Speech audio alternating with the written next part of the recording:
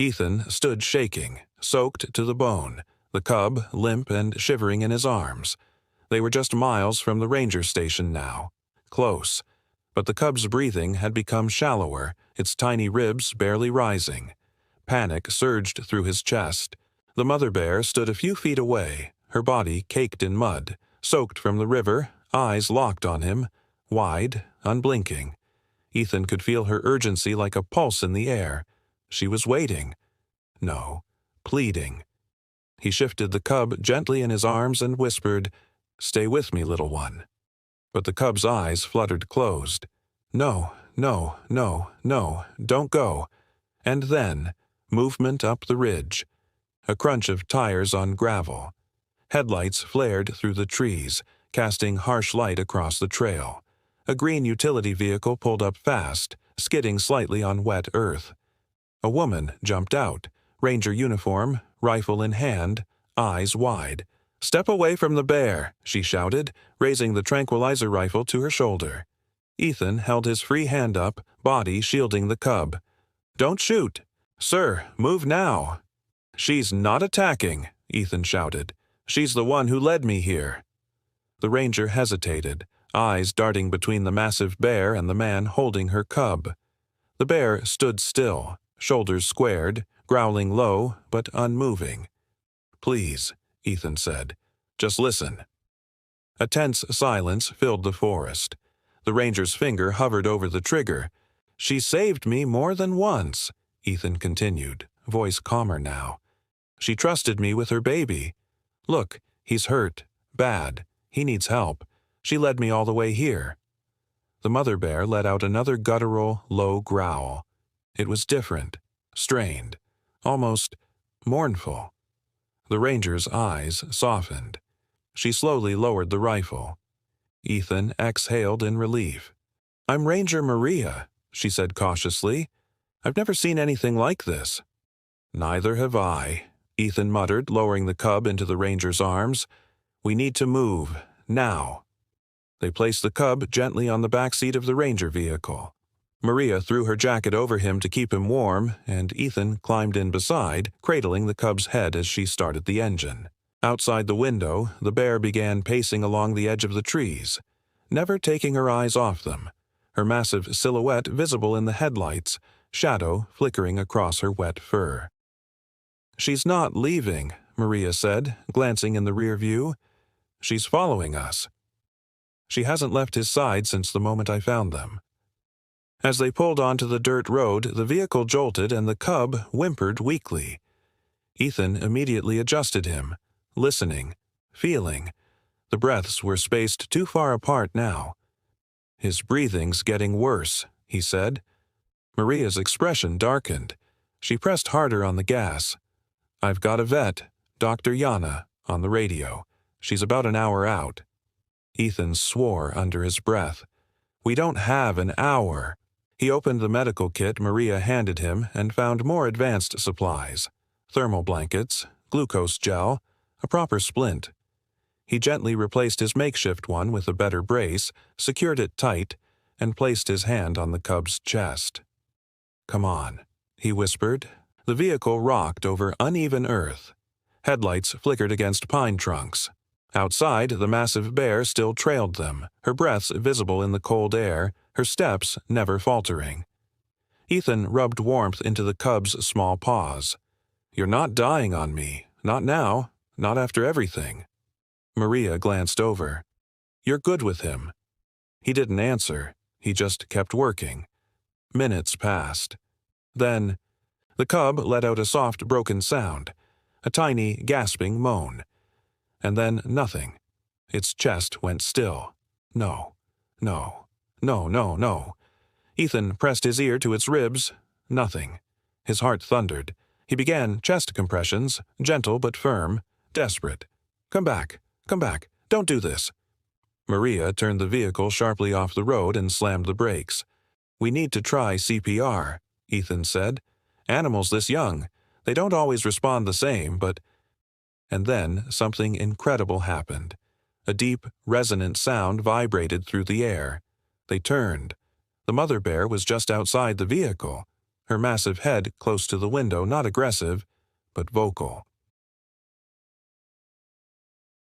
She released a deep, rhythmic hum, a kind of guttural vibration that pulsed through the metal of the truck. It was unlike any sound Ethan had ever heard. Low, steady, primal. The cub stirred. Ethan blinked. The bear did it again, longer this time. The cub's ear twitched, and then it gasped. A shallow breath, then another. Ethan felt its chest rise against his hands. It worked, he whispered. Maria stared, stunned. She called him back, Ethan said, voice cracking. She called him back. The bear took one step closer, her nose nearly touching the truck now. Ethan leaned back, tears in his eyes. She knew what he needed.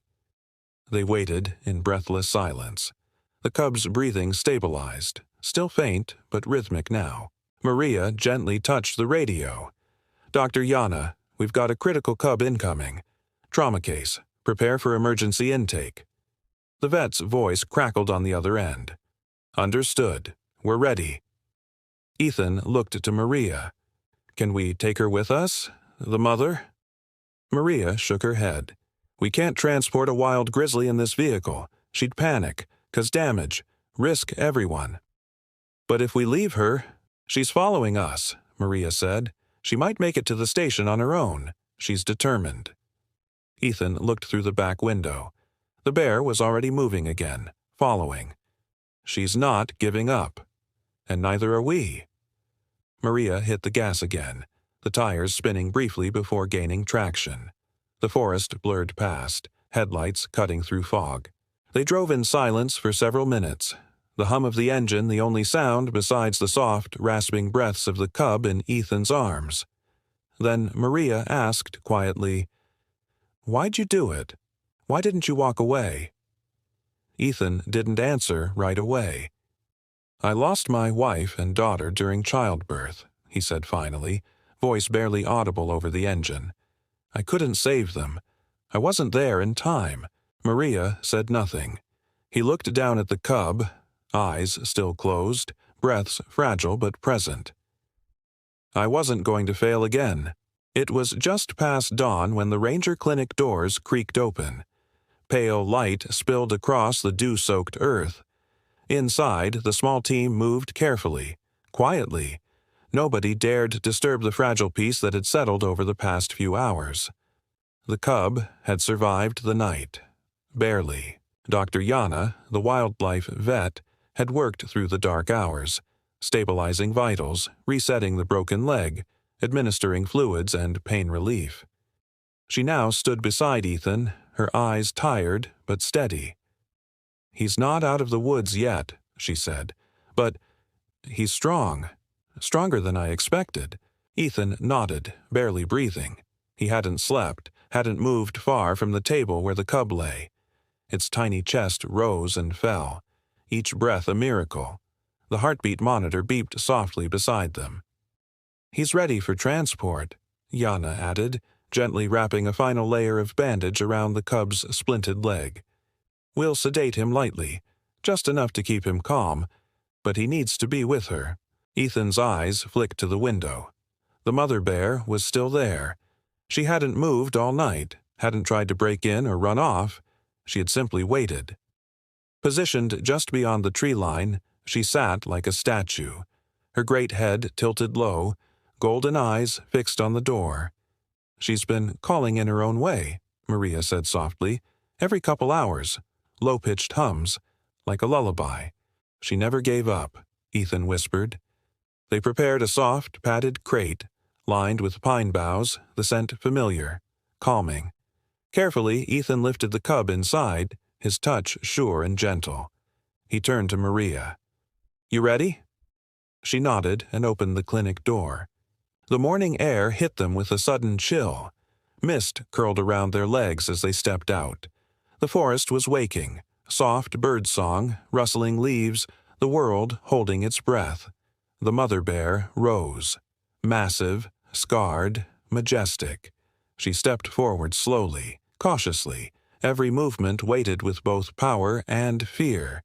Ethan lowered the crate to the ground and stepped back, hands open, non-threatening. Then, something no one could have predicted. The bear came closer. Step by step, slow and deliberate, she moved past the rangers, past the clinic's broken fence until she stood directly in front of Ethan. And then, she pressed her forehead gently against his chest. Ethan froze. For a moment, the world stopped. Her breath was hot against his shirt. Her fur, matted with dried river water and pine needles, brushed his arms. And there it was again, that hum, that low, resonant vibration, a sound not of threat, but of gratitude. Ethan, stunned, slowly raised a hand, not to pet her, not to dominate, but simply to acknowledge. He rested it gently against her fur. No words, no movement, just the moment. And then, she stepped back. She moved to the crate, nosed the edge gently, and gave a soft grunt. Inside, the cub stirred. Its eyes blinked open, and, though sedated, it let out the faintest sound. Something Ethan swore was a response. The mother looked at Ethan one last time, and in that look, something passed between them. Understanding, trust, loss, and the tiniest flicker of hope. She lifted the crate gently in her jaws, careful not to jostle it, and turned back toward the trees. "Will she make it?" Maria asked, her voice trembling. "She brought him this far," Ethan said. "She'll take care of him." The forest swallowed them in shadows and mist, and then they were gone.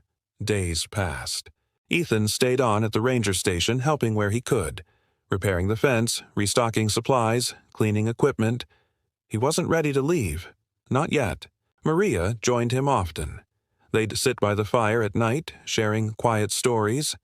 He told her about his wife, about the child they'd lost, about how helpless he'd felt that day, and how something about the bear, the way she grieved, mirrored his own pain.